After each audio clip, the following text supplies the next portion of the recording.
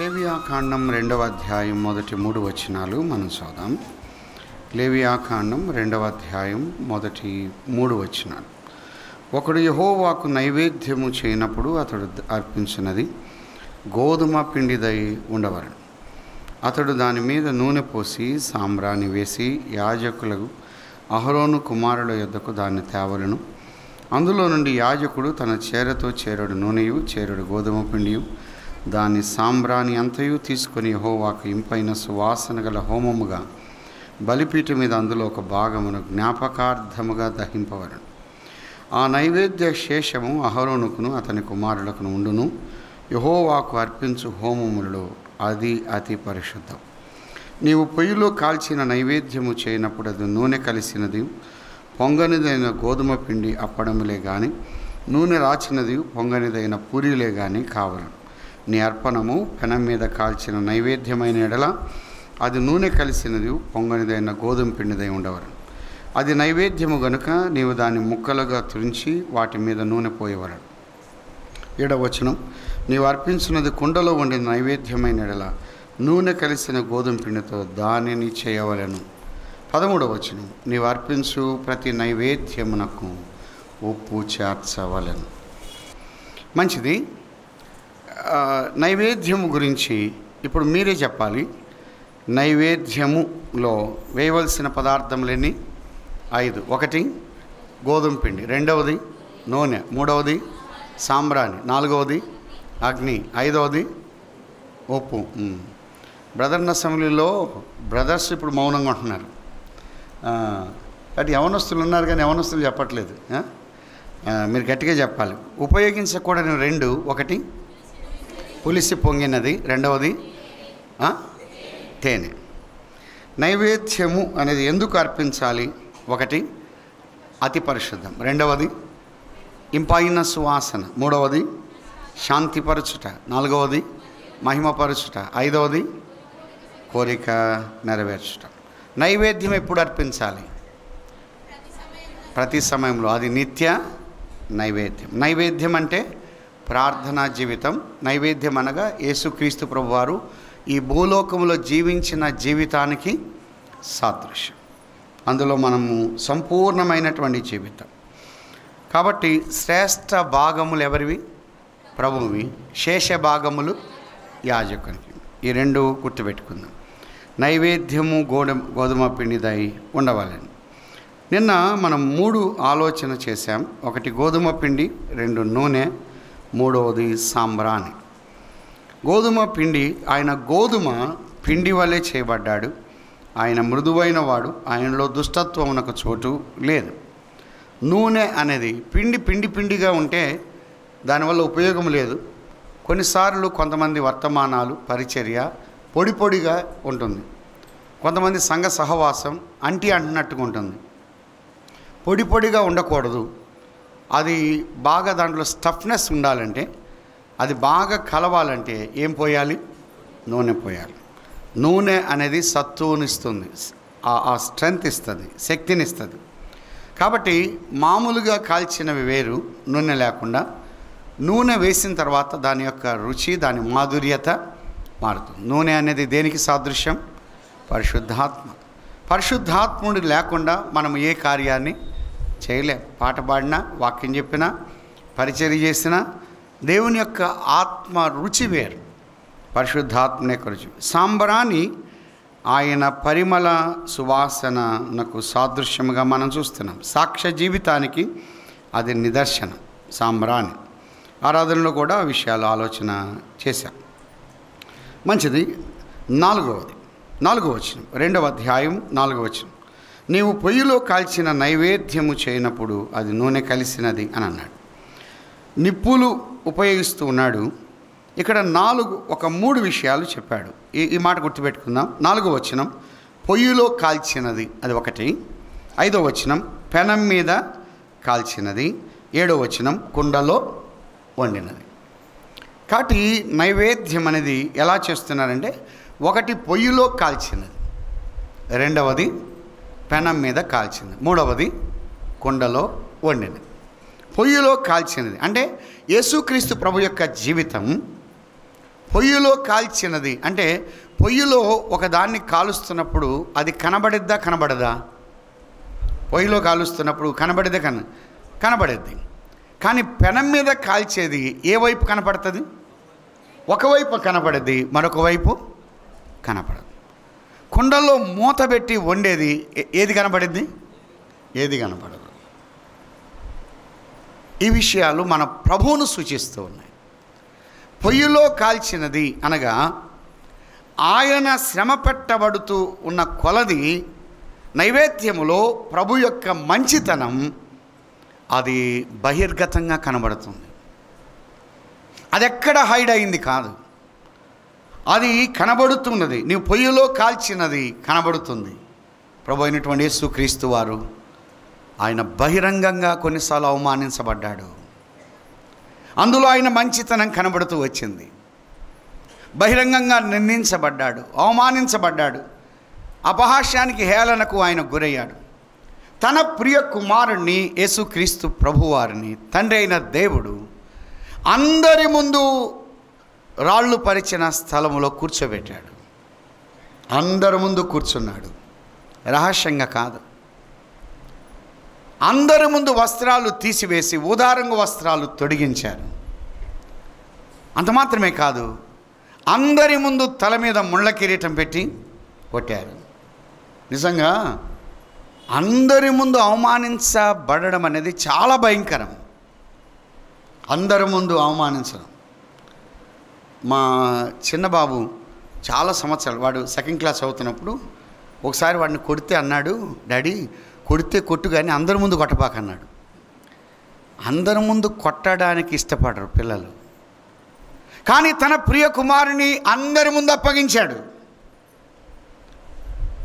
ఘనతకు కాదు, లేకపోతే మహిమకు కాదు, అవమానానికి అప్పగించాడు. అందరి ముందు అవమానానికి అప్పగించాడు.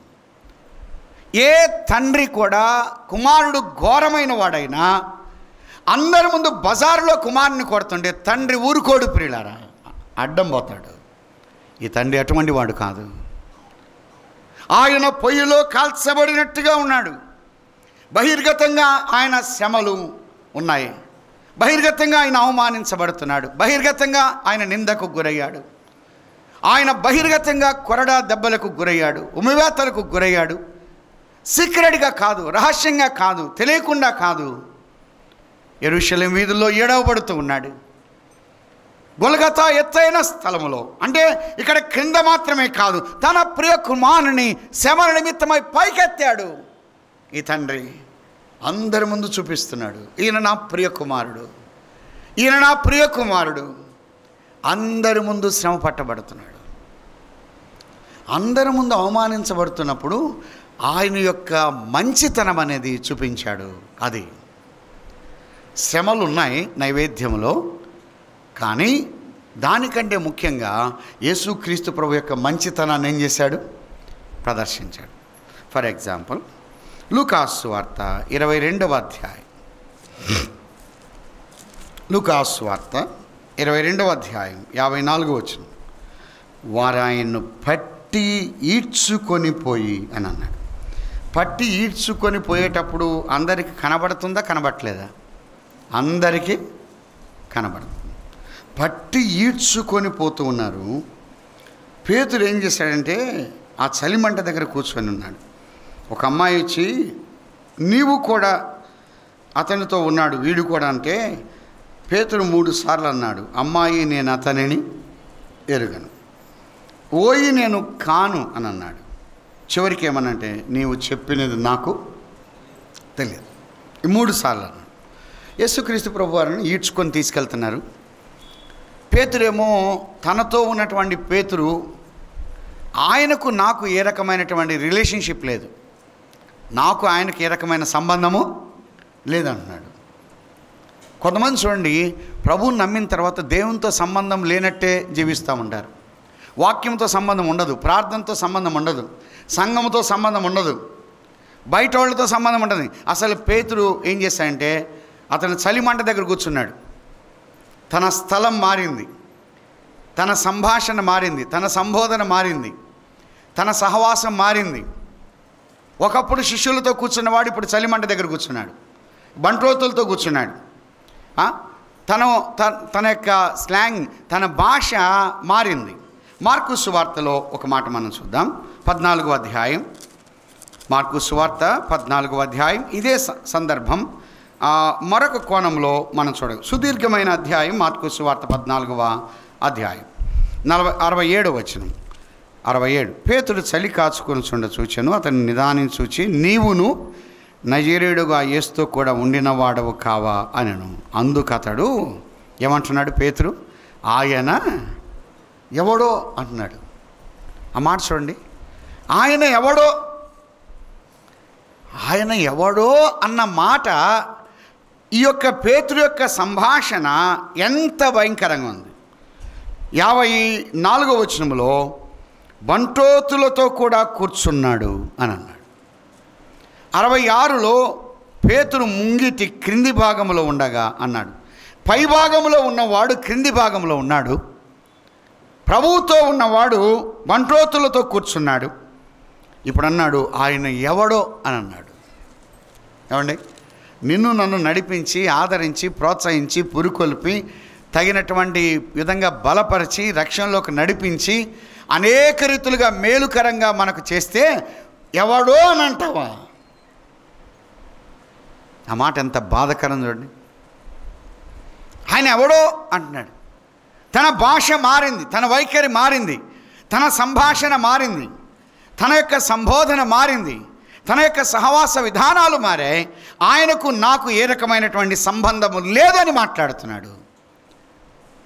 యేసుక్రీస్తు ప్రభువారు 7వ బడి తీసుకొని రాబడుతున్నాడు. ఆ సందర్భానికి వచ్చినప్పుడు ఇప్పుడు 22వ అధ్యాయం లూకాసు వార్త 61వ వచనం, 22:61. అప్పుడు ప్రభు తిరిగి పేతురు వైపు చూశాడు. ఈ మాట చూడండి. మామూలుగా ఎవరైనా రత్నాకర్ ఎవరో మాకు తెలియదు అని అన్నారు అనుకోండి, ఒక బ్రదరే ఉండి రత్నాకర్ ఎవరో తెలియదని ఒకవేళ నరసింహులన్న అన్నారనుకోండి, నేను అనుకున్నాను నా లైఫ్లో నరసింహులన్న ముఖము చూడకూడదు.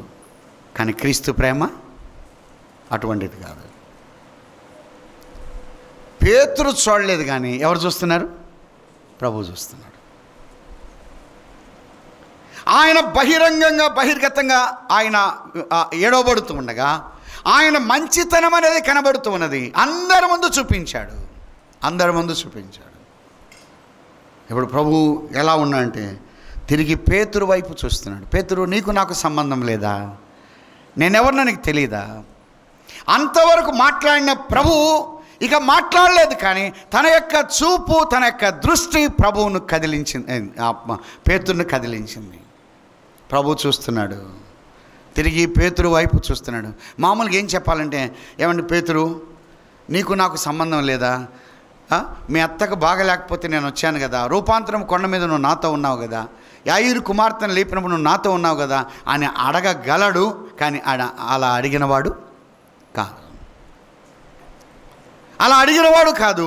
పేతురు కూడా నాతో ఉన్నాడు, పేతురు పట్టుకోండి అని అన్నవాడు కాదు. కానీ ఒక్క మాట కూడా మాట్లాడలేదు, కానీ చూస్తున్నాడు. తిరిగి పేతురు వైపు చూశాడు. పేతురు యొక్క జీవితంలో సంతాపపడి ఏడ్చాడంట.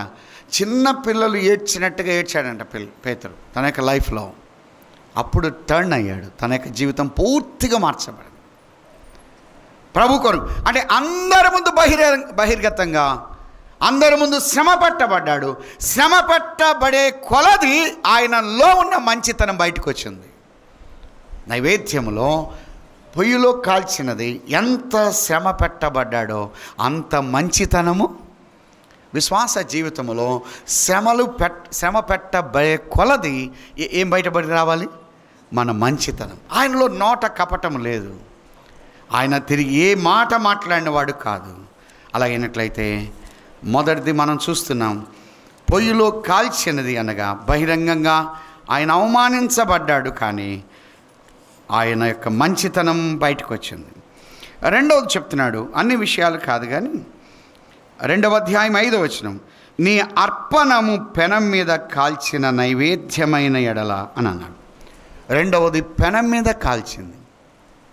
పెనం మీద ఒక రొట్టె ఒక అప్పము ఒక దోశ మనం కాలుస్తున్నప్పుడు కింది వైపు ఎంత కాలుతుందో ఎవరికి తెలియదు. పైవైపు మాత్రమే కనబడుతుంది కానీ కింది వైపు ఎంత కాలిపోతుందో తెలియదు. యేసుక్రీస్తు ప్రభువారు ఆయన క్రింది వైపున, ఆయన లోపలి వైపున మనకు ఒకవైపే కనబడుతుంది, మరొక వైపు కనబడట్లేదు. ఆయన యొక్క మంచితనం ఒకవైపే చూస్తున్నాం, మరొక వైపు ఆయన మంచితనం ఉన్నది. అంటే ఈ యొక్క మాటకు ఆయన సంపూర్ణమైన దీనత్వానికి సాదృశ్యం. ఆయన సంపూర్ణమైన దీనుడుగా కనబడుతున్నాడు. కొన్నిసార్లు పైకి మాత్రమే దీనులుగా ఉంటాం, లోపల దీనులుగా ఉండలేం. పైకి మాత్రమే నమ్రతగా ఉంటాం, లోపల నమ్రత కలిగి ఉండలేం. మీరు ఎప్పుడైనా చూడండి, కొంతమంది చూడగానే ఎవరైనా పెద్దోళ్ళు కనపడగానే చేతులు కట్టుకొని నిలబడతారు. వాళ్ళు అటపోక ఏముంది అంటారు, అంటే వాళ్ళ ముందు మాత్రమే. ఇది అలాంటిది కాదు. పైకి ఎలా కనబడుతున్నాడో లోపల కూడా అలాగనే ఉన్నాడు. సంపూర్ణమైన దీనత్వం, సంపూర్ణమైనటువంటి తగ్గింపు, సంపూర్ణమైనటువంటి విధేయత ప్రభు చూపించాడు. అందులో ఆ నైవేద్యంలో ఆయన మంచితనం కనబడుతుంది. అందుకే అన్నాడు, శ్రమల వలన ఆయన విధేయత నేర్చుకున్నాను. హెబ్రీ పత్రికలో రాయబడింది, శ్రమల వలన ఆయన విధేయత నేర్చుకున్నాడు. సంపూర్ణమైన విధేయత. ఎక్కడ కూడా అసంపూర్ణత లేదు. ఏ యాంగిల్లో చూసినా, ఏ కోణంలో చూసినా, ఏ విధానంలో చూసినా సహకరిస్తూ వచ్చాడు కానీ అసంపూర్ణంగా ఉన్నవాడు కాదు. అంటే ఇంకా ఇలా చెప్పుకున్నాం, ఆయన మీద ముఖం మీద ఉమ్మి వేస్తే ఆయన వెయ్యొద్దని చెయ్యి ఆపినవాడు, అడ్డపెట్టినవాడు కాదు. ఇది తండ్రికి ఇష్టం అని ఆపలేదు. అంటే ఆపడానికి కూడా తను ప్రయత్నించిన వాడు కాదు. కొరడా దెబ్బలు కొడుతుంటే ఆయన ఆపండి, కొద్దిగా ఎక్కువగా నొప్పిగా ఉంది అని అన్నవాడు కాదు, కానీ సహకరించాడు. కొన్నిసార్లు కొంతమంది డాక్టర్స్ అంటారు, ఈ ఆపరేషన్లో ఈ పేషెంట్ బాగా సహకరించాడు. యేసుక్రీస్తు ప్రభు వారు సహకరించాడు. కొరడా దెబ్బలు కొడుతున్నప్పుడు దాటువారికి దారిగా చేయడానికి తన వీపును నేలకు వంచాడు. ఒక దెబ్బ కొడుతుండగా వంగాడు. ఆయనకు అర్థమైపోయాయి, రోమా ప్రభుత్వ సామ్రాజ్య ప్రకారం 39 దెబ్బలు కొట్టాలి. వాస్తవానికి 4 సువార్తల్లో 39 దెబ్బలు కొట్టినట్టుగా యేసుప్రభుకి ఎక్కడ లేదు, ఎక్కడ రాయబడలేదు. కానీ ఏది ఆధారం అంటే రోమా ప్రభుత్వ చట్టం ప్రకారం 39 దెబ్బలు కొడతారు. అందుకే పౌలు ఒక మాట అన్నాడు, 1 తక్కువ 40 దెబ్బలు నేను 5 సార్లు తిన్నాను అన్నాడు. కాబట్టి వాళ్ళ లా ఏంటంటే 39 కొట్టాలంతే, 40 కొట్టకూడదు. 39 మించి 40 కొడితే ఎవరు కొట్టారో వారిని తిరిగి మళ్ళీ కొట్టాలి. అందుకోసం 39. ఆయనకు అర్థమైపోయింది. ఆయనను కొడుతూ ఉండగా ఏం చేస్తూ వచ్చాడు? సహకరించాడు. సంపూర్ణమైన విధేయత. అందులో అవమానం ఉంది, అందులో శ్రమ ఉంది, అందులో నిందలు ఉన్నాయి, అందులో బాధ ఉన్నది. సంపూర్ణమైన విధేయతను సూచిస్తూ ఉన్నది. మూడవది చెప్పాడు, 2వ అధ్యాయం 7వ వచనం, నీవు అర్పించున్నది కుండలో వండిన నైవేద్యం. కుండలో వండేది కనబడుతుందా? కనబడదా? కనబడదు. కుండలో వండినది కనబడదు. ఈ మాట గుర్తుపెట్టుకుందాం. ఒక విషయం, యేసుక్రీస్తు ప్రభువారి యొక్క జీవితంలో చాలా వరకు కనబడని జీవితం అన్నది. మనకు కనబడేది కొంచెమే. 3.5 సంవత్సరం జీవితం కనబడుతుంది. 12వ ఏట వరకు తల్లిదండ్రుల దగ్గర ఉండి 30 సంవత్సరాల వరకు ఉన్నాడు. కానీ 12వ ఏట అని లూకాసు వార్త 2వ అధ్యాయంలో రాయబడి ఉంది. 12వ ఏట నుండి 30 సంవత్సరాల వరకు, అంటే దాదాపుగా 18 సంవత్సరాలు ఆయన యొక్క జీవితం మనకు కనబడదు. అర్థమవుతుందా? అంటే 30 సంవత్సరాల జీవితం మనకు తెలియదు. కానీ 4 సువార్తల్లో ఎన్ని సంవత్సరాల జీవితం రాయబడింది? 3.5 సంవత్సరాల జీవితం. కనబడని జీవితం. కనబడకుండా ఆయన ఎంత పెయిన్ అనుభవించాడు ఎప్పుడైనా ఆలోచన చేశామా? కనబడకుండా. కొంతమంది చూడండి, పైకి బాగుంటారు కానీ వాళ్ళు కనబడకుండా బాధ అనుభవిస్తూ ఉంటారు. ఆయన తన స్వకీయుల యొద్దకు వచ్చాడు. స్వకీయులు ఆయన్ను అంగీకరించలేదు. ఎలా అంగీకరించలేదో మనకు తెలియదు. వాళ్ళు పూర్తిగా అవమానించారు, ఆయన పూర్తిగా వ్యతిరేకించారు స్వకీయులు.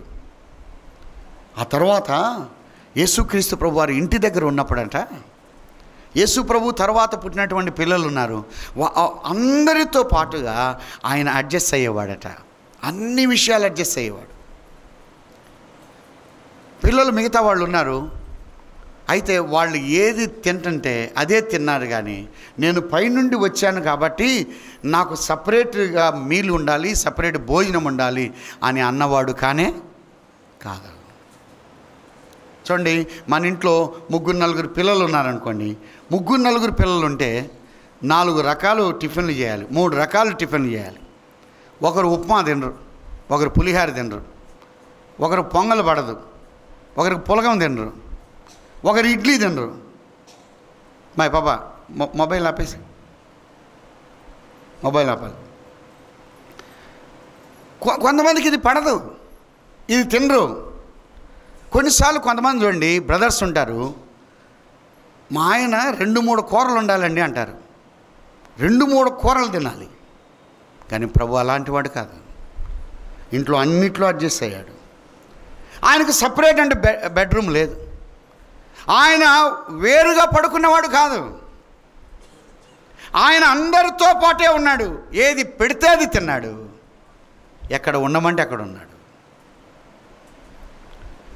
తండ్రి యొద్ద నుండి పంపించబడిన వాడే కానీ ఏది కోరుకున్నవాడు కానే కాదు. ఆయన అన్నిట్లో కూడా ఎంతగా నలిగిపోయాడో ఈ విషయం మనకు కనబడదు. ఇంట్లో ఎలా ఉన్నాడో కనబడదు. కానీ చరిత్రలో కొన్ని విషయాలు ఉన్నాయి. తండ్రికి సహకరించాడు, తల్లికి సహకరించాడు. తండ్రి కార్పెంటరీ వర్క్ చేస్తున్నప్పుడు తండ్రితోనే ఉండి ఎంతో పని చేశాడు. కానీ యాకోబు, యూదా, యేసుక్రీస్తు ప్రభు యొక్క సహోదరులు ఆయన ఉన్న ఇంట్లో ఆయన అంగీకరించలేదు, ఆయన తృణీకరించారు. తర్వాత వారు ప్రభువు నమ్ముకున్నారు, పత్రికలు రాశారు. ఆయనకంత విలువ లేదు. ఆయన కనబడకుండా ఎంత నలిగిపోయాడు. తండ్రి, నువ్వు నన్ను పంపించావు, కానీ నీ మాట ప్రకారం నేను నెరవేరుస్తాను. కనబడకుండా అవమానాన్ని పొందాడు, అపహాస్యాన్ని పొందాడు, హేళనను పొందాడు. ఒకవైపున పరిసయ్యులు, శాస్త్రులు, సద్దూకయ్యులు, సుంకరులు ఆయన నిందించుతూ వచ్చారు. కొన్ని విషయాలే రాయబడి ఉన్నాయి, అన్నీ రాయబడలేదు. అంతెందుకండి, శిలువ మరణములో ఒక దృశ్యం ఉంది. లూకాసు వార్త 23వ అధ్యాయం, లూకాసు వార్త 23వ అధ్యాయం 44వ వచనం. 23:44 లూకాసు వార్త. అప్పుడు రమారమి మధ్యాహ్నం ఆయను, అది మొదలుకొని 3 గంటల వరకు ఆ దేశమంతటి మీద చీకటి కమ్మెను. సూర్యుడు అదృశ్యుడాయను, గర్భాలయపు తెర నడిమికి చినిగను. అప్పుడు యేసు గొప్ప శబ్దముతో కేక వేసి, తండ్రి, నీ చేతికి నా ఆత్మను అప్పగిస్తుంది. ఆయన ఇలాగూ చెప్పి ప్రాణము విడిచెను. ఆ సమయంలో అంతా ఏమైందన్నాడు? చీకటి. చీకటిలో అట తండ్రి మన మీద కుమ్మరించే ఉగ్రత ఎవరి మీద కుమ్మరించాడు? కుమారుని మీద. కుమారుని మీద కుమ్మరించాడు. ఈ చీకటిలో ఆయన పొందినటువంటి ఉగ్రత ఎవరికి తెలియదు. ఈ చీకటిలో ఆయన పొందిన ఉగ్రత ఎవరికి తెలియదు. అందుకే సూర్యుడు అదృశ్యుడయ్యాడు, గర్భాలయపు తెర నడిమికి చినిగింది. అప్పుడు యేసు గొప్ప శబ్దముతో కేక వేస్తున్నాడు. అంటే తండ్రి యొక్క ఉగ్రత మన మీద కుమ్మరించబడాలి. ఆ యొక్క ఉగ్రత తన ప్రియ కుమారుని మీద కుమ్మరించబడగా ఆ కుమారుడు ఎంతగానో నలిగిపోయాడు, పెద్ద కేక వేస్తున్నాడు. అది అన్బేరబుల్, లాస్ట్ అండ్ ఫైనల్. అదే చివరిసారి. ఆ శబ్దమునకు నిజంగా ఆయన ఎంత పెద్దగా కేక వేశాడో. అంటే అందరూ శిష్యులు విడిచిపెట్టారు, తనతో ఉన్నవారు వదిలిపెట్టారు. ఏదైనా సహించాడు, కానీ తండ్రి తన చెయ్యి వదలడం అనేది కుమారుడు సహించలేకపోయాడు. కానీ ఆ చీకటిలో తండ్రి యొక్క ఉగ్రతను కుమ్మరించాడు, ఆ వేదనను కుమ్మరించాడు. తనవి తీరా తండ్రి ఆ ఉగ్రతను కుమారుని మీద కుమ్మరించగా కుమారుడు భరించాడు. పిల్లరా, మరొక విషయం, కుండల్లో వండింది చూడాలంటే ఏం చేయాలి? మూత తీసి ఎలా చూడాలి? తొంగి చూడాలి. అర్థమవుతుంది? తొంగి చూడాలి. ప్రభు యొక్క మంచితనం మనకు అర్థం కావాలంటే ఆయనకు దగ్గరగా ఉండి ఆయన దగ్గరుండి ఆయన తొంగి చూసిన వారికి అర్థమైంది తప్ప ఆయనకు తొంగి చూడని వారికి అర్థము కాదు. ప్రభు యొక్క మంచితనం నీకు నాకు అర్థం కావాలంటే ఆయనకు సమీపంగా ఉండాలి. యోహాను మాత్రమే కొన్ని విషయాలు రాశాడు.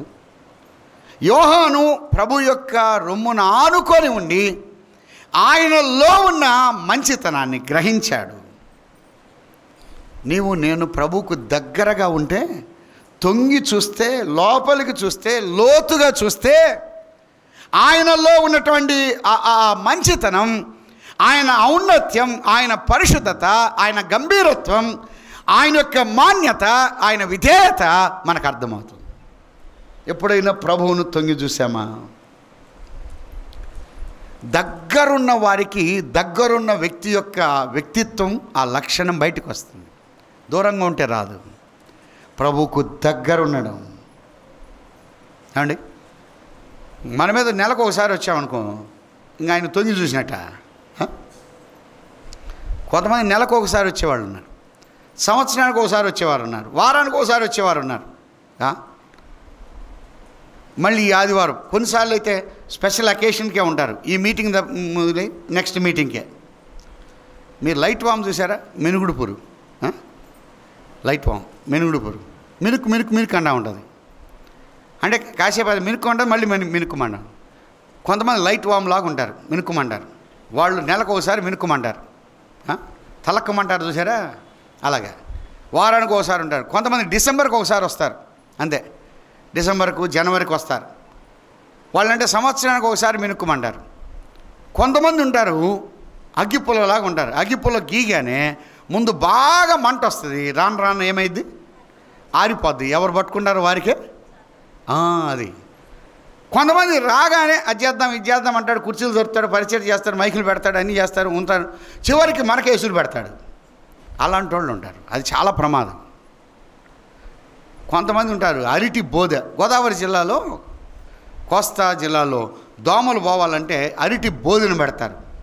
అరటి బోధ పెట్టి మంట పెడితే అది ఒట్టి కళ్ళ మంట తప్ప దేనికి ఉపయోగం ఉండదు. కొంతమంది సంఘానికి వచ్చి ఒట్టి కళ్ళ మంటే, వాళ్ళ వల్ల ఉపయోగం ఉండదు. ఆ బ్రదర్ రాకుండా ఉంటే మంచిది అని ఉంటారు, ఆ సిస్టర్ రాకుండా ఉంటే మంచిది, వచ్చిన నుండి మంటే. కొంతమంది నుండి వాళ్ళకి ఏంటంటే ఏదో ఒక సమస్య కావాలి. వాళ్ళు ఇంట్లో నెమ్మదిగా ఉండరు, సంఘంలో నెమ్మదిగా ఉండరు, ఆఫీసులో ఉన్నారంటే అక్కడ నెమ్మదిగా ఉండరు. కొంతమందికి సమస్యలు ఉంటేనే తృప్తికరంగా ఉంటారు. అలాంటి వాళ్ళు ఎప్పుడు మంటే, దానివల్ల ఏ ఉపయోగం లేదు. మూడవది కొవ్వొత్తుంది, అది వెలుగుతుంది, అది చివరికి ఏమైంది? కరిగిపోతుంది. మన జీవితాలు ఎప్పుడు కూడా లైట్ ఫామ్ లాగా ఉండకూడదు.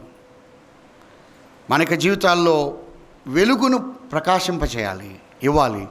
మనంతరం మనము కరిగిపోవాలి. ఆయన దగ్గరుండి చూస్తే, రెగ్యులర్గా ఉంటే, దేవుని యొక్క వాక్యాన్ని దినము చదివితే, ధ్యానం చేస్తే ఆయన విషయం మనకు అర్థమైంది. యోహాను ఆయన అర్థం చేసుకున్నాడు. ప్రారంభంలో అర్థం కాలేదు, తర్వాత అర్థం చేసుకున్నాడు. సోదరుడా సోదరి, తొంగి చూడడం, ప్రభువును తొంగి చూసిన సందర్భాలు ఉన్నాయా? ఆది కాండంలో ప్రభు ఎలా కనబడుతున్నాడు? లేవియా కాండంలో ప్రభు ఎలా కనబడుతున్నాడు? సువార్తల్లో ప్రభు ఎలా కనబడుతున్నాడు? ఆయన తొంగి చూద్దాం, ఆయన దగ్గరుండి చూద్దాం, ఆయన దగ్గరుండి ఆయన అర్థం చేసుకుందాం. ఈ మూడు విషయాలు. ఒకటి, పొయ్యిలో కాల్చినది బహిరంగంగా శ్రమ పెట్టబడకూడదు, ఆయనలో మంచితనం కనబడుతుంది. రెండవది, పెనం మీద కాల్చింది, ఆయన సంపూర్ణమైన వినయము విధేయతకు సాదృశ్యం. మూడవది, కుండలో వండింది, కుండలో ఎంతగా వండబడుతున్నాడు అది ఎవరికి తెలియదు. మంచిది, అది ఆ శ్రమ పెట్టబడుతూ ఉన్నాడు. ఐదవది, లేవియా కాండం 2వ అధ్యాయం 13వ వచనం. నీవు అర్పించు ప్రతి నైవేద్యమునకు ఏమి చేర్చాలన్నాడు? ఉప్పు చేర్చాలి అని అన్నాడు. మరొక మాట మనం చదువుకుందాం. యెహెజ్కేలు గ్రంథంలో ఈ మాటను మనం తేటగా మనం చూస్తాం. 43వ అధ్యాయం 24వ వచనం. యెహెజ్కేలు గ్రంథం 43వ అధ్యాయం 24వ వచనం. యెహోవా సన్నిధికి వాటిని తేగా యాజకులు వాటి మీద ఉప్పు చల్లి దహనబలిగా యెహోవాకు అర్పింపవలెను. ఉప్పు చల్లి అని అన్నాడు. ఉప్పు చేర్చాలి అనే మాట చూస్తున్నాం. దినవృత్తాంతములు 2వ గ్రంథం 13వ అధ్యాయం 5వ వచనం. దినవృత్తాంతములు 2వ గ్రంథం 13:5. ఇశ్రాయేలు రాజ్యమును ఎల్లప్పుడూ ఏలునట్లుగా ఇశ్రాయేలు దేవుడైన యెహోవా దావీదుతో అతని సంతతి వారితో భంగము కాజాలని నిబంధన చేసి దాన్ని వారికి ఇచ్చాను, మీరు తెలుసుకుందురు కదా. భంగము కాజాలని నిబంధనని ఒకటేసి కింద ఏమన్నారు? ఏ నిబంధన? ఉప్పు నిబంధన అని అన్నాడు. ఈ మాట జ్ఞాపకం పెట్టుకుందాం. ఉప్పు చేర్చాలి అని అన్నాడు. ప్రతి నైవేద్యమునకు ఏముండాలి? ఉప్పు ఉండాలి. నైవేద్యం ఎప్పుడు అర్పించినా ఆ నైవేద్యమునకు ఏది చేర్చాలి? ఉప్పు చేర్చాలి. అందుకే అన్నాడు మత్తయి సువార్తలో ఏమన్నాడు? మీరు లోకమునకు ఉప్పు అయినారు. అందుకే అన్నాడు మనము ముఖ్యము కానీ మనము తెచ్చేవి ముఖ్యము కాదు. ఉప్పు ఉండాలి అంటే మీరు నేను ఉండాలి.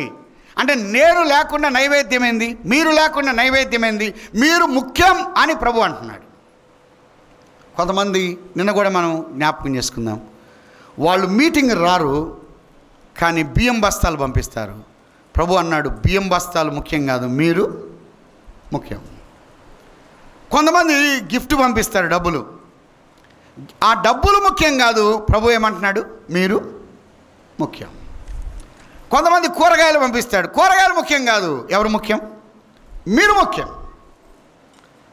కొంతమందికి రేడియోలో టీవీల్లో మాట్లాడే వారికి డబ్బు ముఖ్యం. వాళ్ళందుకే మనం అక్కడికి పంపిస్తూ ఉంటాం.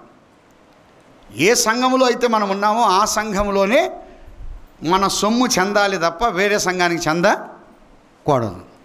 అర్థమవుతుందా? నిన్న కూడా జ్ఞాపకం చేసుకుందాం. ఈ హోటల్లో తిని పక్క హోటల్లో బిల్లు కడితే ఊరుకుంటారా? సంఘం మన కోసం ప్రార్థన చేయాలి కానీ సంఘానికి మాత్రం మన గిఫ్ట్ పంపం. ఎవరికి పంపిస్తున్నాం? ఆ రేడియోల్లో టీవీల్లో వాళ్ళకి పంపుతున్నాం. అది వాక్యక్రమం కాదు. మనము చెందవలసిన మన ఈవంతా దేనికి చెందాలి?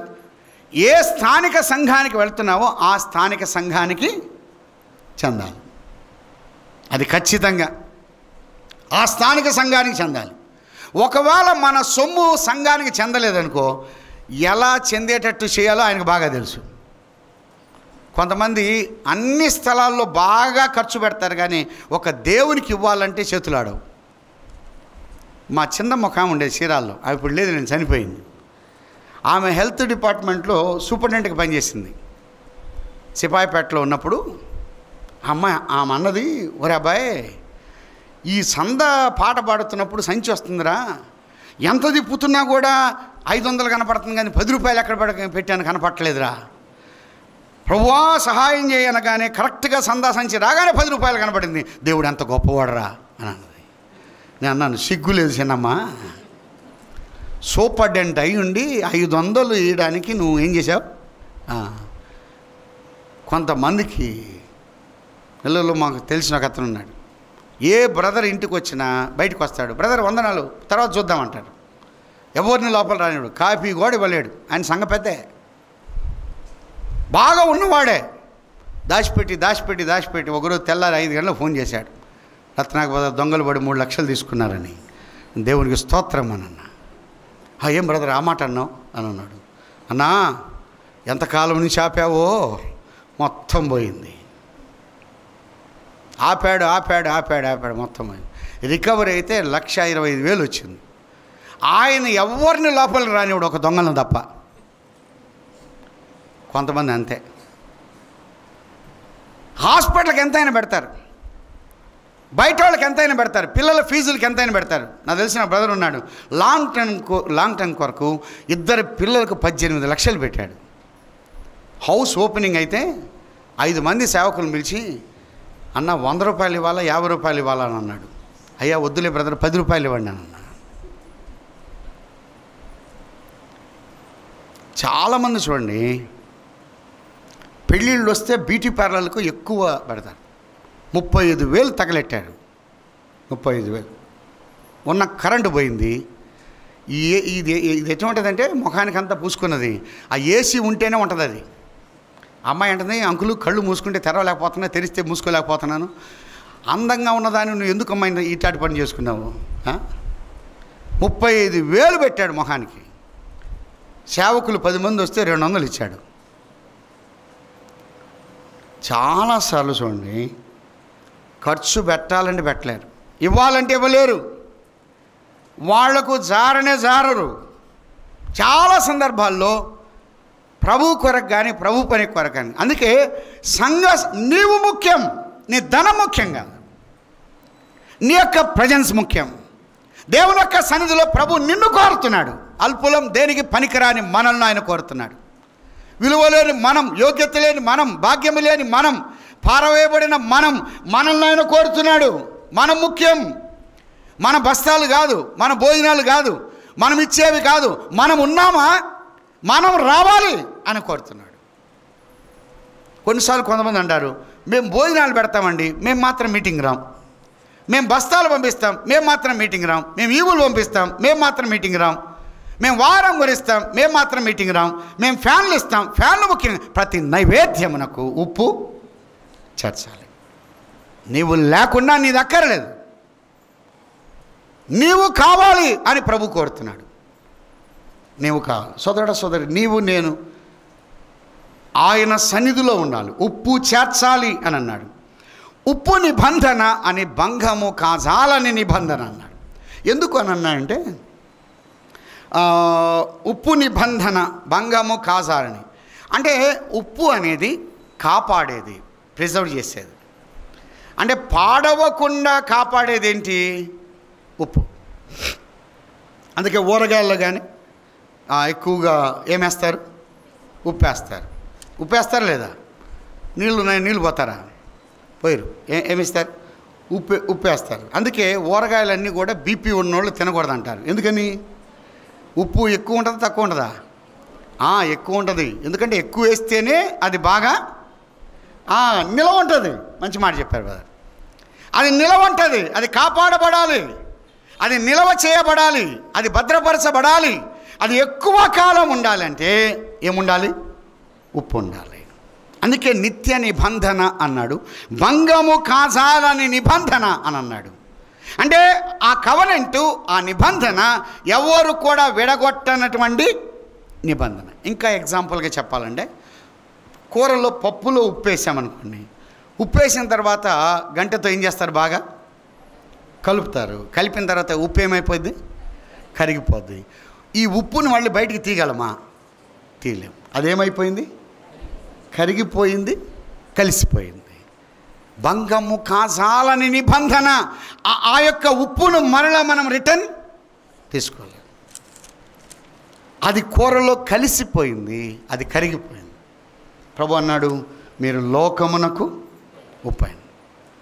అందుకే ఉప్పు కూరలో కలిస్తేనే రుచి తప్ప కలవకుండా ఉంటే రుచి కాదు. ఉప్పు గల్లు ఉంది, అది దూరంగా ఉంటే దాని కూరకి ఏమైనా ఉపయోగమా? లేదు. అదేమవ్వాలి? కూరలో వేయబడాలి, అది బాగా కలవాలి.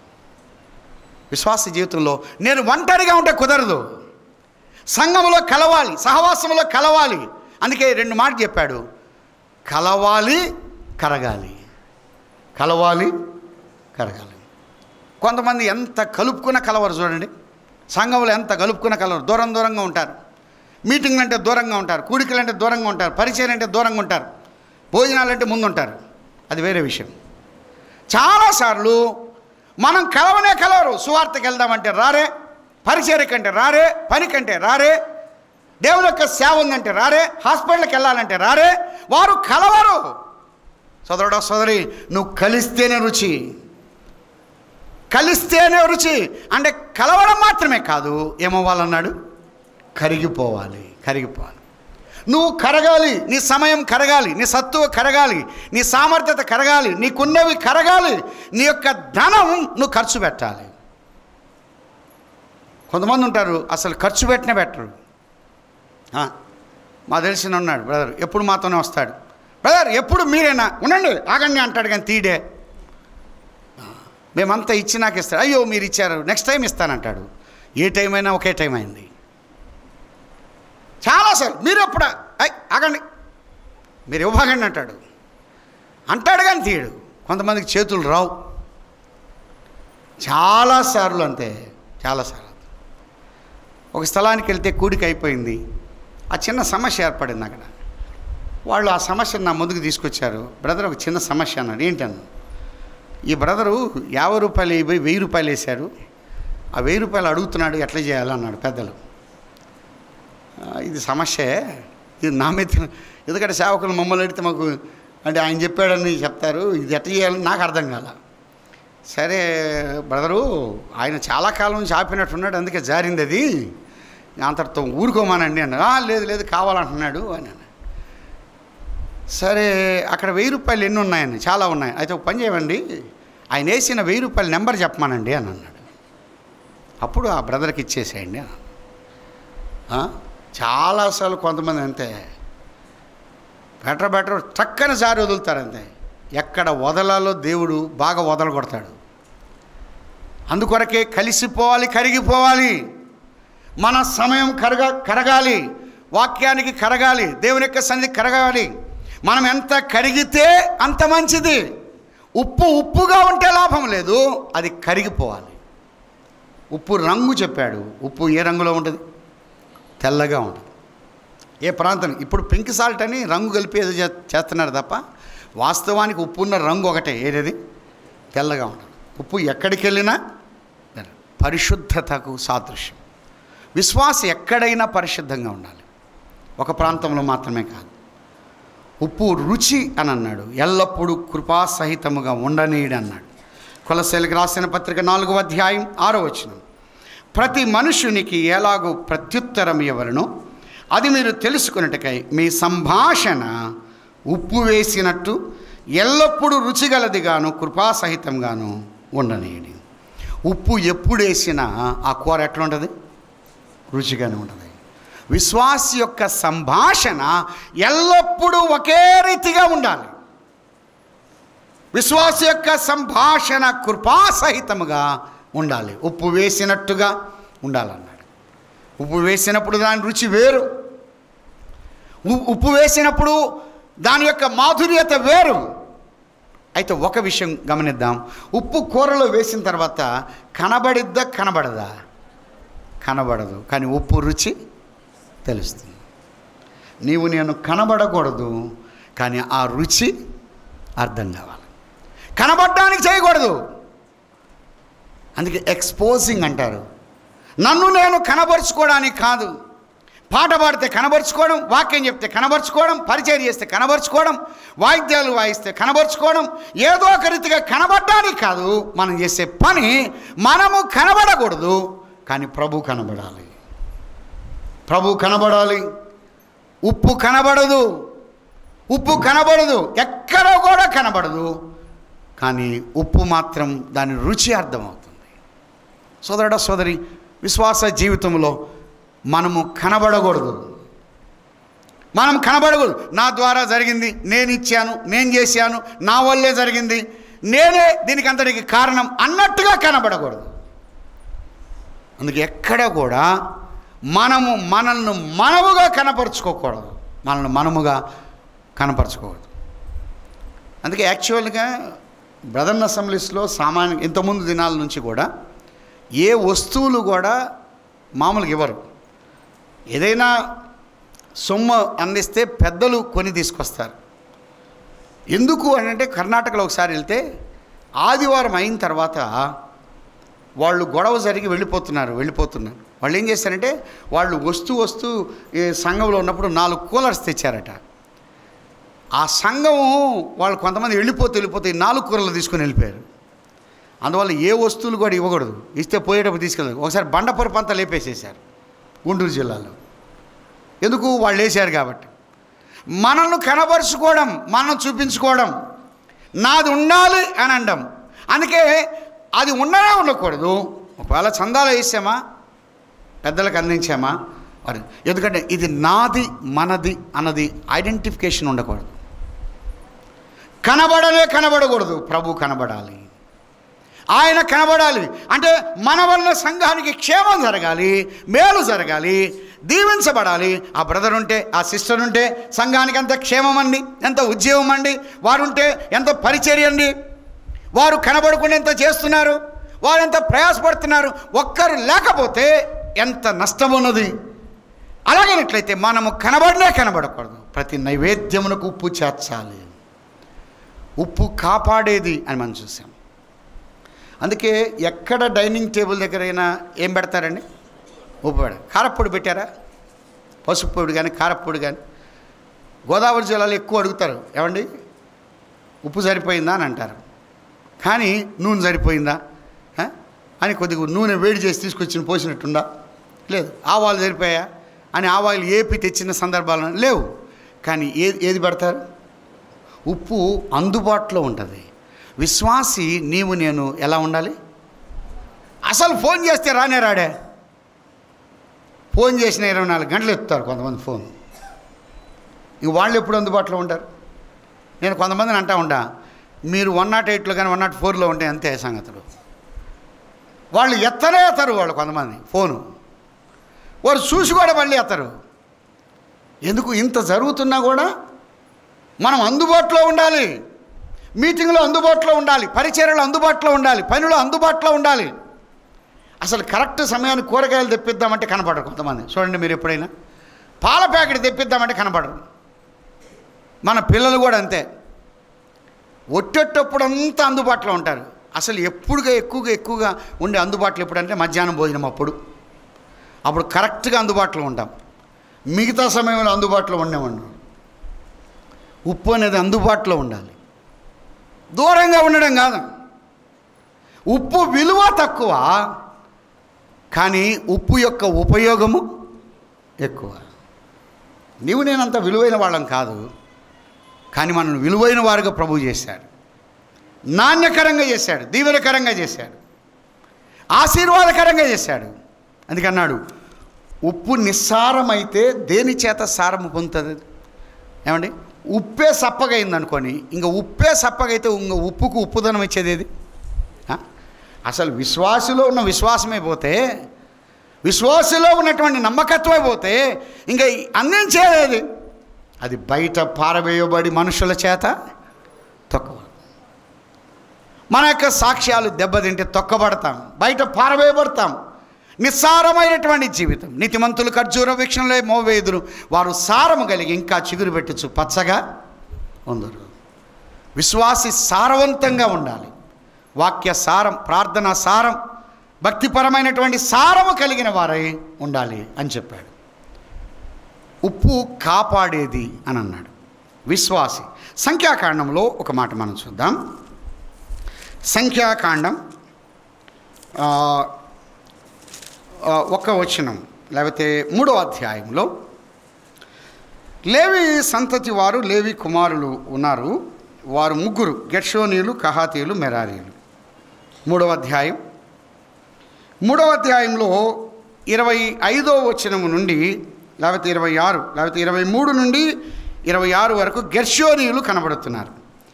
27 నుండి 32 వరకు కహాతు వారు కనబడుతున్నారు. 33 నుండి 39 వరకు మెరారీయులు కనబడుతున్నారు. ఈ ముగ్గురు గమనించండి. గెర్షోనీయులు ప్రత్యక్షపు గుడారం యొక్క పైకప్పు తెరలు కాపాడతారు, వారి పని అది. కహాతీయులు మందిరములో ఉన్న ఉపకరణాలన్నింటినీ కూడా కాపాడతారు. అంటే బల్ల కానీ, దీపవృక్షం కానీ, మందసం కానీ, వేదిక కానీ అదంతా కాపాడేవారెవరు? కహాతు వారు. మెరారీలు దిమ్మెలు, పలకలు కాపాడతారు. ఈ ముగ్గురిని గమనించండి. ఒకటి గెర్షోనీయులు దేన్ని కాపాడతారు? పైకప్పు, తెరలు, వీటన్నిటిని కాపాడేవారు. కహాతీయులే దేన్ని కాపాడతారు? మందసాన్ని, అక్కడున్నటువంటి ఆ లోపల ఉన్నటువంటి ఆ దీపవృక్షాన్ని, దానికి సంబంధించినవి అన్నీ కూడా బల్ల కానీ వాటన్నిటిని కూడా కాపాడేవారు ఈ యొక్క కహాతు వారు. మెరారీలు కాపాడేది దిమ్మెలు, పలకలు, అడ్డకరలు, ఇవన్నీ కూడా కాపాడేవారు వీరెవరంటే మెరారీలు. అయితే ఎవరు కాపాడవలసినవి వారు కాపాడాలి. 3వ అధ్యాయం 25లో అన్నాడు, ప్రత్యక్షపు గుడారములో గెర్షోను కుమారులు కాపాడవలసినవేమనగా అని అన్నాడు. 28లో చెప్పాడు, కాపాడవలసిన వారైరి అని అన్నాడు. 32వ వచనాన్ని మనం చూద్దాం. యాజకుడైన అహరోను కుమారుడుగా ఎలియాజరు లేవీల ప్రధానులకు ముఖ్యుడు. అతడు పరిశుద్ధ స్థలమును కాపాడు వారి మీద విచారణ కర్త. పరిశుద్ధ స్థలమును కాపాడాలి. 38వ వచనం. మందిరం ఎదుటి తూర్పు దిక్కున అనగా ప్రత్యక్ష గుడారం ఎదుటి పూర్వ దిశ యందు దిగవలసిన వారు మోషే అహరోను కుమారులు. ఇశ్రాయేలు కాపాడవలసిన పరిశుద్ధ స్థలమును వారే కాపాడాలి. పరిశుద్ధ స్థలాన్ని ఎవరు కాపాడాలో వారే కాపాడాలి. అమ్మాయ్యా, నీవు నేను కాపాడాలి. మనము కాపాడేవారం. మనము దేన్ని కాపాడేవారం? ఎఫెసీయులకు రాసిన పత్రిక 4వ అధ్యాయం 1వ వచనం. ఎఫెసీయులకు రాసిన పత్రిక 4:1. కాబట్టి మీరు సమాధానమను బంధము చేత ఆత్మ కలిగించు ఐక్యమును కాపాడుకొనుటయందు శ్రద్ధ కలిగి. ఈ మాట గుర్తుపెట్టుకుందాం. సంఘములో విశ్వాసి దేన్ని కాపాడాలంటే పరిశుద్ధతను కాపాడాలి, ఐక్యతను కాపాడాలి, ప్రేమను కాపాడాలి. మనము లోకమునకు ఉప్పై ఉన్నాం. ప్రతి నైవేద్యమునకు ఉప్పు చేర్చాలి. సంఘ విభజన కొరకు మనం ప్రయత్నం చేయకూడదు, కానీ సంఘము కాపాడబడాలి. సంఘ ఐక్యత కొరకు నేను ప్రయత్నం చేయాలి. కాపాడుతున్నామా? కాపాడవలసినవి కాపాడబడాలి. ఆదికాండంలో ఒక అలంకరణగా ఒక మాట మనం చూద్దాం. 15వ అధ్యాయం, ఆదికాండం 15వ అధ్యాయం 9వ వచనం. 15:9. ఆయన 3 ఏండ్ల పెయ్యను, 3 ఏండ్ల మేకను, 3 ఏండ్ల పొట్టేలును, ఒక తెల్లగువ్వను, ఒక పావురపు పిల్లను నా యొద్దకు తెమ్మని అతనితో చెప్పాను. అతడు అవన్నీ తీసుకొని వాటిని నడుమకు ఖండించి దేని ఖండమును దాని ఖండమునకు ఎదురుగా ఉంచెను. పక్షులను అతడు ఖండింపలేదు అని అన్నాడు. ఇది దేవుడు అడిగాడు, నా కొరకు కొన్ని వాటిని అర్పించాలి, వాటిని ఖండించాలి అని చెప్పాడు. 11వ వచనం. గద్దలు ఆ కళేబరముల మీద వాలినప్పుడు అబ్రాము వాటిని తోలివేశాడు. ఇవన్నీ కూడా ఎవరి కొరకు? దేవుని కొరకు. కానీ ఏవి తిరుగుతున్నాయి? గద్దలు తిరుగుతున్నాయి. కొన్నిసార్లు గద్దలు వచ్చి దేవునికి అర్పించే అర్పణను ఏం చేస్తున్నాయి? తీసుకెళ్తున్నాయి. అబ్రాము ఏం చేస్తున్నాడు? ఆ వృద్ధుడు, ఆ భక్తిపరుడు, ఆ విశ్వాస యోధుడు ఆ కళ్ళు అప్పగించుకొని ఆ బలిపీఠం మీద శ్రద్ధ వహించి గద్దలు వాలకుండా వాటిని ఏం చేస్తున్నాడు? తోలివేస్తాడు. సోదరుడా, సోదరి, ఐక్యతను కాపాడదాం, విశ్వాసాలను కాపాడదాం, పరిశుద్ధతను కాపాడదాం. వారిని కాపాడే బాధ్యత మన మీద ఉన్నది. గద్దలున్నాయి, తిరిగే గద్దలున్నాయి. అవి శ్రమపడవు, అవి కష్టపడవు. కొంతమంది కష్టపడరు, కానీ సంఘాల్లో ఉన్న వారిని ఎత్తుకొని పోయే గద్దలున్నాయి. కాపాడే బాధ్యత మనది. ఉప్పు అనగా అది నైవేద్యములో చేర్చవలసింది, అది కాపాడేది విశ్వాస జీవితంలో నీవు నేను కాపాడబడాలి. మనము కాపాడుకుందాం, వాక్య సత్యాన్ని కాపాడుకుందాం, వాక్య విలువలు కాపాడుకుందాం, వాక్య విధానాన్ని కాపాడుకుందాం. అందుకన్నాడు, సొలొమోను కాలములో ఉన్న బంగారపు డాళ్ళు 200 బంగారపు డాళ్ళు తన కుమారుడైన రెహబాము కాలములో ఐగుప్తు రాజైన షిషకు వచ్చి ఎత్తుకొని పోయాడు. తండ్రి కాలములో ఉన్న బంగారపు డాళ్ళు కుమారుని కాలములో లేవు. రెహబాము కాలములో బంగారపు డాళ్లకు స్థానములో ఇప్పుడు ఏ డాళ్ళు వచ్చాయి? ఇత్తడి డాళ్ళు వచ్చాయి. ఇత్తడి డాళ్ళు వచ్చాయి. ఈ ఇత్తడి డాళ్ళు పైకి చూపించుకోవడానికి మాత్రమే తప్ప దానివల్ల ఉపయోగము. తండ్రి ఉన్న విశ్వాసం కుమారునికి లేదు. ఇంతకుముందు ఉన్నటువంటి ఆ ప్రేమ అనురాగాలు ఈ నేటి దినాల్లో లేవు. ఇంతకుముందు ఉన్న వాక్య విలువలు ఈ నేటి దినాల్లో లేవు. ఇంతకుముందు ఉన్నటువంటి వాటిని, ఆ స్టాండర్డ్స్, ఆ వాక్య విలువలను నేను కాపాడాలి. ఆ బాధ్యత మన మీద ఉంది, ఎవరో కాదు. చివరిగా ఒక విషయం చెప్పి నేను ముగిస్తాను. ఉప్పు ఉంది కదా, కల్లుప్పు, ఇలా గట్టిగా పట్టుకొని నొక్కామనకి ఏమైంది? కరిగిపోద్ది కదా. ఏమైంది? గుచ్చుకుంటుంది. కరిగే విషయంలో కరగాలి, గుచ్చుకునే విషయంలో గుచ్చుకోవాలి. అన్నిటికీ కరిగిపోకూడదు. కొంతమంది ఉంటారు చూసారా, అన్నిటికీ కలిసిపోతారు, అన్నిటికీ కరిగిపోతారు. మీరు కొంతమంది చూడండి, విశ్వాసుల్లాగా ఉంటారు, సేవకుల్లాగా ఉంటారు, పెద్దల్లాగా ఉంటారు, అవిశ్వాసుల్లాగా. అంటే ఎక్కడికి వెళ్ళినా కూడా అక్కడ ఒక ప్లాట్ఫామ్ ఉంటుంది. వాళ్ళు ఫ్లెక్సిబిలిటీ, ఎక్కడైనా వాళ్ళు ఒక్కొక్క రీతిగా మారిపోతూ ఉంటారు. గుచ్చుకునే విషయంలో గుచ్చుకోవాలి. అంటే ఈ బ్రదర్ దీన్ని ఏకీభవించడు, ఈ సిస్టర్ దీన్ని ఏకీభవించడు, ఈ కార్యాన్ని వారు చేయరు, ఈ పని వారు జరిగించారు. ఇప్పుడు దావీదు గొల్యాతును చంపడానికి యుద్ధభూమికి వెళ్తున్నాడు. ఇప్పుడు గొల్యాతును చంపడానికి వెళ్ళేటప్పుడు దావీదు ఇట్లా అనుకున్నాడు అనుకోండి, చాలా ఎత్తుగా ఉన్నాడు, పెద్దోడు, కొడితే ఫీల్ అవుతాడు అని అనుకున్నాడు అనుకో, ఖచ్చితంగా గొల్యాతు ఏం చేసేవాడు? దావీదును పడతాడు. కాబట్టి ఈ గొల్యాతు లాంటి విషయాల్లో మనము జాలి చూపించకూడదు. గుచ్చుకునే విషయంలో గుచ్చుకోవాలి. ఈ బ్రదర్ దీంట్లో కాంప్రమైజ్ కాడు, ఏకీభవించడు, దీన్ని రాడు. ఈ దినాల్లో విశ్వాస జీవితంలో అంతా కాంప్రమైజ్ అయిపోతున్నాం. ఒక విషయం జ్ఞాపకం పెట్టుకొని, మనకు ఏదైనా అకేషన్ ఫంక్షన్ వస్తే చాలు మన విశ్వాస జీవితం బయటపడదు. మొన్న ఫ్యామిలీ కాన్ఫరెన్స్లో డాక్టర్ మిట్టా గారు, శ్యాంబాబు గారు ఈ విషయాలు కూడా జ్ఞాపకం చేశారు. ఫంక్షన్ వస్తే విశ్వాస జీవితం బయటపడింది. ఒక ఫంక్షన్లో ఎక్కువగా గృహప్రవేశం వస్తే అప్పుడే నిజమైన విశ్వాసలా కాదని బయటపడింది. బయటోళ్ళు పాలు పొంగిస్తారు, మనం పాలు పొంగిస్తాం. అంటే వాళ్లకు మనకు తేడా లేదు. వాళ్ళు దిష్టి బొమ్మ కడతారు, మనం దిష్టి బొమ్మ కడతాం. అంటే కాంప్రమైజింగ్ ఎక్కువైపోయింది. చాలాసార్లు వీడితో కలిసి తిరిగే వాళ్ళు ఎక్కువయ్యారు. మీరు ఎప్పుడైనా గమనించండి, పెళ్ళిళ్ళలో సిక్కులు ఉన్నారు. సిక్కుకు సంబంధించిన వారి యొక్క ట్రెడిషన్స్, వారి ఆచారాలు తప్ప ఏవి ఆచరించరు. మహమ్మదీయులు చూడండి, ముస్లిమ్స్ కేవలం వాళ్ళ ముస్లిం ఆచారాలే ఉంటాయి కానీ వేరే ఆచారాలు ఉండవు. మార్వాడీస్ చూడండి, మాకు నెల్లూరులో మార్వాడీస్ ఎక్కువ. మార్వాడీస్ ఆచారాల్లో ఏ ఆచారం రాదు, వాళ్ళు చాలా ఖచ్చితంగా ఉంటారు, నిష్ఠాగరిష్ఠులు. హిందువులు చూడండి, హిందూ ఆచారం తప్ప ఏ ఆచారం ఉండదు. హిందువుల్లో ఒక క్రైస్తవుల్లోని అన్ని ఆచారాలు ఉంటాయి. కొన్నిసార్లు పూజారి ఒక్కడే ఉండడు, నలుగులు పెడతారు, తోరణాలు కడతారు, మొత్తం పెడతారు, అన్ని ఆచారాలు చేస్తారు. ఒక క్రైస్తవుడు ఒక్కడే అలా చేస్తాడు. చాలా విచారకరమైనది. మనం గుచ్చుకోలేకపోతున్నాం, మనము కాంప్రమైజ్ అయిపోతున్నాం. ఒక సపరేషన్ అనేది లేదు, ఒక ప్రత్యేకత లేదు. ప్రతి నైవేద్యంలో ప్రభువు కోరుతున్నప్పుడు ప్రభు యొక్క కొలతల ప్రకారం మనం ఉండలేకపోతున్నాం. ఇదంత విచారకరమైన సంగతి.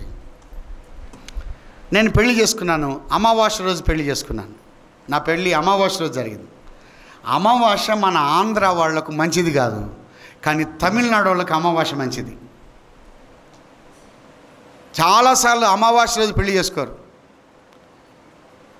మంగళవారం అమ్మాయిని పంపరు, శుక్రవారం పంపరు. ఎందుకు? అవి మంచి రోజులు కాదు. స్టేజ్ మీదకి ఎక్కాలంటే కుడికాలు పెట్టాలంట. ఎవరు చెప్తున్నారు? ఒక ఎంగేజ్మెంట్కి వెళ్తే పక్కన సేవకుడు ఉన్నాడు, అమ్మాయి పైకి వస్తుంది, కుడికాలు పెట్టాను. నేను అన్నాను 2 కాలు పెట్టమన్నా. పడదా అన్నాడు. పడదా? కుడికాలు పెట్టమని మనమే, బ్రదరు కుడికాలు పెట్టమని సేవకుడుగా నువ్వు చెప్తే ఇంక వాళ్ళు అసలు ఏ కాలు వస్తే ఆ కాలు పెడతారు అంతే పైకి. అంతేగాని కుడికాలు అటు ఇటు పోయి తపక్కన పెడితే. చాలాసార్లు ఇవి నేర్పించేది ఎవరంటే మనమే. చనిపోతే చాలు అన్నీ వచ్చేస్తాయి. మనం చచ్చిపోయిన రోజు ఏ రోజు అని చచ్చిపోవచ్చు, కానీ మంగళవారం ఆదరణ కొడుకు పెట్టుకోరండు.